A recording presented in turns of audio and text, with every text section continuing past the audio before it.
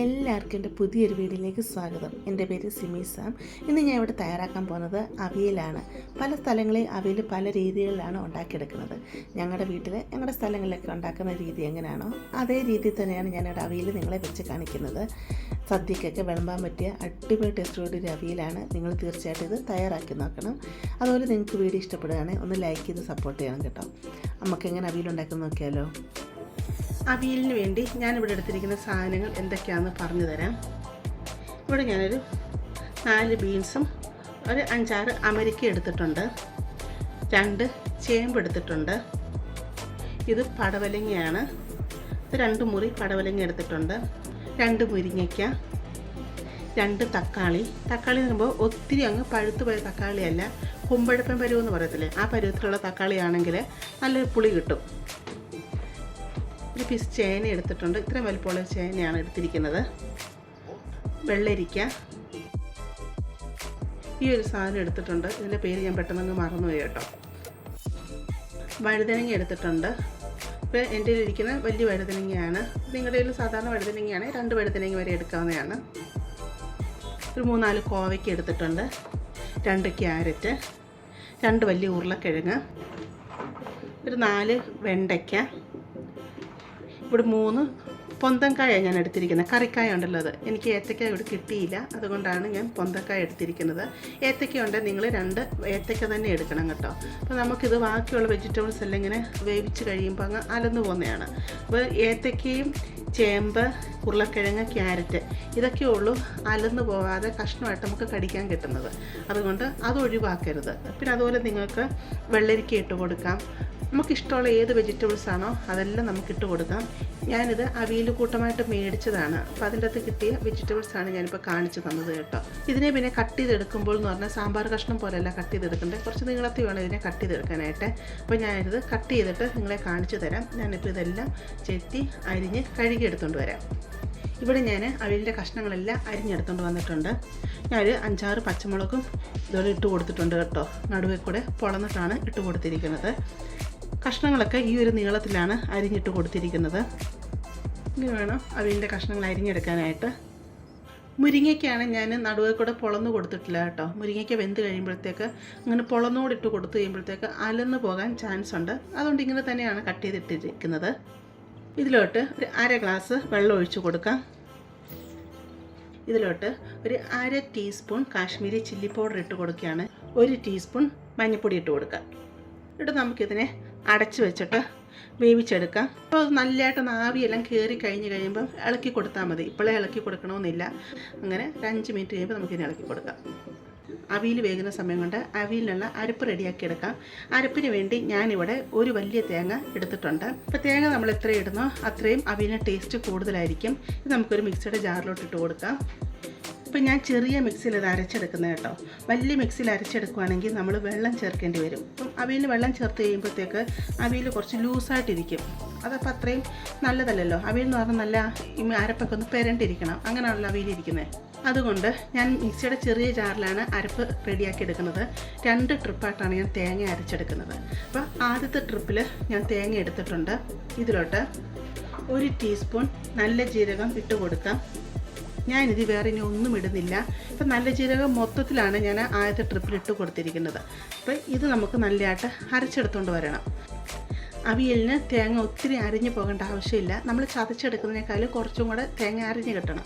ഞാനിതിപ്പോൾ ഒറ്റ ട്രിപ്പായിട്ട് നല്ല ജീരകം ഇട്ടാണ് അരച്ചെടുക്കുന്നത്. ഇപ്പോൾ നിങ്ങൾക്ക് ഇതിലേക്ക് വേണമെങ്കിൽ ഒരു 3-4 കൊച്ചുള്ളി ഇട്ട് കൊടുക്കാം. 2 വെളുത്തുള്ളി ഇട്ട് കൊടുക്കാം. പച്ചമുളകിന് എരിവ് കുറവാണെന്ന് തോന്നുവാണെങ്കിൽ 2 പച്ചമുളക് കൂടി ഇട്ട് കൊടുക്കാം. ഇത് അരിഞ്ഞ് വന്ന് കഴിയുമ്പോൾ ഒരു 2 തണ്ട് കറിവേപ്പിലയും കൂടി ഇട്ട് കൊടുത്ത് ജസ്റ്റ് ഒന്ന് കറക്കിയെടുക്കുക. കറിവേപ്പില ഒത്തിരി അങ്ങ് അരിഞ്ഞ് പോകേണ്ട ആവശ്യമില്ല. അപ്പോൾ കറിവേപ്പിലയുടെയൊക്കെ നല്ലൊരു ഫ്ലേവർ നമുക്ക് അവിയലിലോട്ട് കിട്ടും. അവിയലിൻ്റെ തേങ്ങ ഈ രീതിയിൽ അരച്ചെടുത്തിട്ടുണ്ട്. ഇതിലോട്ട് മുമ്പ് ഞാൻ പറഞ്ഞ പോലെ 2 തണ്ട് കറിവേപ്പിലോട് ഇട്ട് കൊടുക്കാം. എന്നിട്ട് ഇതിന് ഒന്നും കൂടെ കറക്കി എടുത്തുകൊണ്ട് വരാം. കറിവേപ്പില ഇട്ട് ഞാൻ ഇതിനെ ഒന്നുകൂടെ കറക്കി എടുത്തുകൊണ്ട് വന്നിട്ടുണ്ട്. കണ്ടോ, ഈ രീതി വേണം അരഞ്ഞ് കിട്ടാനായിട്ട്. നമ്മൾ ചമ്മന്തിക്ക് അരച്ചെടുക്കത്തില്ലേ, ആ രീതി വേണം ഇത് അരഞ്ഞ് കിട്ടാനായിട്ട്. ഒട്ടും ഞാൻ വെള്ളം ചേർത്തിട്ടില്ല കേട്ടോ. ബാക്കി ഇത്രയും തേങ്ങ അധികമുണ്ട്. അപ്പോൾ അരച്ചെടുത്തിരിക്കുന്ന തേങ്ങ മാറ്റിയിട്ട് ഈ തേങ്ങ മാത്രമായിട്ടിട്ട് വേറെ ഒന്നും ഇടുന്നില്ല, ജസ്റ്റ് അതുപോലെ അരച്ചെടുത്തുകൊണ്ട് വരാം. അവിയൽ നല്ലതായിട്ട് ചൂടായിട്ടുണ്ട്. ഇതൊന്ന് ഇളക്കി കൊടുക്കാം. മുളക് പൊടി മഞ്ഞൾപ്പൊടിയൊക്കെ ഇട്ടിട്ട് നമ്മളൊന്ന് ഇളക്കി കൊടുത്തില്ലായിരുന്നല്ലോ, അതുകൊണ്ടാണ് ഇപ്പോൾ ഇളക്കി കൊടുക്കുന്നത്. ഇനി അവിയൽ അടച്ച് വെച്ച് അവിയൽ പകുതി വരെ ഒന്ന് വേവിച്ചെടുക്കണം. അപ്പോൾ തീ കൂടുതലാകുമ്പോൾ നിങ്ങൾ തീ മീഡിയത്തിലിട്ട് കൊടുക്കുക. എന്നിട്ട് വെള്ളം അടിയിലുണ്ടോ നോക്കുക, ഇടയ്ക്ക് ഇളക്കിയിട്ട് കൊടുക്കണം കേട്ടോ. കാരണം വെള്ളം വറ്റിയിട്ട് അടിക്ക് പിടിക്കരുത്. വെള്ളം ഇല്ലെന്ന് കാണുവാണെങ്കിൽ തീ ഫുൾ കുറച്ച് വെച്ചിട്ട് പകുതി വരെ ഒന്ന് വേവിച്ചെടുക്കാം. അവിയലിൻ്റെ കഷ്ണം പകുതി വരെ വെന്ത് വന്നിട്ടുണ്ട്. പകുതിയല്ല, പകുതി മുക്കാലോളം വെന്ത് വന്നിട്ടുണ്ട്. വെള്ളമൊന്നും ഇപ്പോൾ ഒട്ടുമില്ല. ഇനി ഇതിലോട്ട് ആവശ്യത്തിനുള്ള ഉപ്പിട്ട് കൊടുക്കാം. ആവശ്യത്തിനുള്ള കറിവേപ്പില ഇട്ട് കൊടുക്കാം. നല്ലതായിട്ട് ഇളക്കി കൊടുക്കാം. ഇനി ഇത് അടച്ച് വെച്ച് അവിയൽ കഷ്ണം വേഗം വേവിച്ചെടുക്കാം. ഇപ്പോൾ ഇത് പകുതി മുക്കാൽ വെന്ത് വന്നല്ലോ. ഇനി ഒരു 5 മിനിറ്റോടെ അതിന് വേവിച്ചെടുക്കാം. അവിയലിവിടെ നല്ല രീതി വെന്ത് വന്നിട്ടുണ്ട്. ഇവിടെ തേങ്ങ അരച്ച് വെച്ചിട്ടുണ്ട്.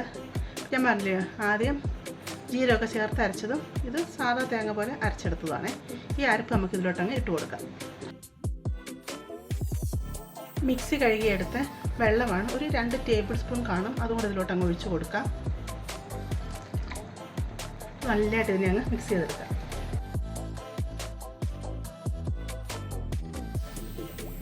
ഇവിടെ ഞാൻ പുളിക്ക് വേണ്ടി തക്കാളി മാത്രമേ ഇട്ട് കൊടുത്തിട്ടുള്ളൂ. ചിലർക്ക് നല്ല പുളി അവിയലിന് വേണം. അവർക്കാണെങ്കിൽ ശകലം പിഴുപുളി പിഴിഞ്ഞ് ഇതിലൊഴിക്കാം. പിഴുപുളി പിഴിഞ്ഞ് ഒഴിക്കുമ്പോഴത്തേക്ക് ഈ അവിയലിൻ്റെ ആ മഞ്ഞ കളർ അങ്ങ് മാറും, ഒരു കളർ വ്യത്യാസം വരും. അതുകൊണ്ട് ഞാൻ പിഴുപുളി ഇട്ട് കൊടുക്കാറില്ല. ചിലർ തൈര് ചേർക്കാറുണ്ട്. നിങ്ങൾക്ക് തൈര് ചേർക്കുന്ന ഇഷ്ടമാണെങ്കിൽ ഓഫ് ചെയ്യുന്ന മുമ്പായിട്ട് 2 ടേബിൾ സ്പൂൺ പുളിയുള്ള തൈര് ചേർത്ത് കൊടുക്കാം. അന്നേരം കുറച്ചുകൂടെ ലൂസായിട്ട് വരും. അവിയലിവിടെ ഇളക്കി എടുത്തിട്ടുണ്ട്. ഇനി ഇത് അടച്ച് വെക്കേണ്ട ആവശ്യമില്ല കേട്ടോ. അവിയൽ കഷ്ണമൊക്കെ നല്ലതായിട്ട് വെന്തതാണെന്നുണ്ടെങ്കിൽ തീ കൂട്ടിയിട്ട് ഒരു 5 മിനിറ്റ് ഇതിനെ തുറന്ന് വെച്ചതിനെ ഇളക്കി എടുക്കാം. ഇത് ഓഫ് ചെയ്യുന്ന മുമ്പായിട്ട് നിങ്ങൾക്ക് കറിവേപ്പില വേണമെങ്കിൽ ഇട്ട് കൊടുക്കാം കേട്ടോ. ഉപ്പൊക്കെ നോക്കുക. ഉപ്പ് വേണമെങ്കിൽ ആവശ്യത്തിന് ഉപ്പിട്ട് കൊടുക്കുക. കണ്ടില്ല, നല്ല ടേസ്റ്റോട് കൂടി അവിയല കേട്ടോ. ഇനി തീ അങ്ങ് ഓഫ് ചെയ്യാം. എന്നിട്ട് ഇതിലോട്ട് 1 to 1.5 ടേബിൾ സ്പൂൺ വരെ പച്ചവെളിച്ചെണ്ണ ഒഴിച്ച് കൊടുക്കാം. പച്ചവെളിച്ചെണ്ണ ഒഴിച്ച് കൊടുക്കുമ്പോൾ നല്ലൊരു മണവും നല്ലൊരു ടേസ്റ്റുമാണ്. ഇത് നല്ലതായിട്ട് ഇനി അങ്ങ് മിക്സ് ചെയ്യാം. അവിയൽ മിക്സ് ചെയ്തെടുത്തിട്ടുണ്ട്. നമുക്കിതിനെ അടച്ച് വെക്കാം. തീ ഓഫ് ആട്ടോ. അടച്ച് വെച്ച് ഒരു 10 മിനിറ്റ് ഇങ്ങനെ അടച്ച് വെച്ചിരിക്കണം. അപ്പോൾ പച്ച വെളിച്ചെണ്ണ ഈ അവിയൽ കൂട്ടത്തിലൊക്കെ നല്ലതായിട്ട് പിടിച്ച് പിന്നെ തുറന്നെടുക്കും നല്ലൊരു മണമായിരിക്കും അവിയലിൻ്റെ. പിന്നെ തേങ്ങ ഈ ചൂടിലിരുന്ന് അങ്ങ് വേകുകയും ചെയ്യും. അതുകൊണ്ടാണ് തേങ്ങ ഇട്ട് കൊടുത്തിട്ട് പിന്നെ ഞാൻ അടച്ച് വെക്കാഞ്ഞത് കേട്ടോ. അപ്പോൾ 10 മിനിറ്റ് ഇവിടെ ഇരിക്കട്ടെ. എന്നിട്ട് നമുക്ക് അവിയലെടുക്കാം. അവിയൽ 10 മിനിറ്റ് ആയിട്ടുണ്ട്.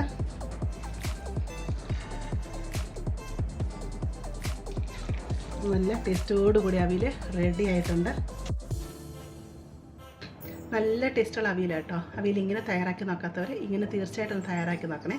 നിങ്ങൾക്ക് ഈ വീഡിയോ ഇഷ്ടപ്പെടുകയാണെങ്കിൽ ചാനലൊന്ന് സബ്സ്ക്രൈബ് സപ്പോർട്ട് ചെയ്യണേ. അത് ലൈക്ക് ചെയ്യാനും ഷെയർ ചെയ്യാനും മറക്കല്ലേ. നമുക്കിനി പുതിയ വീഡിയോ ആയിട്ട് അടുത്ത ദിവസം കാണാം.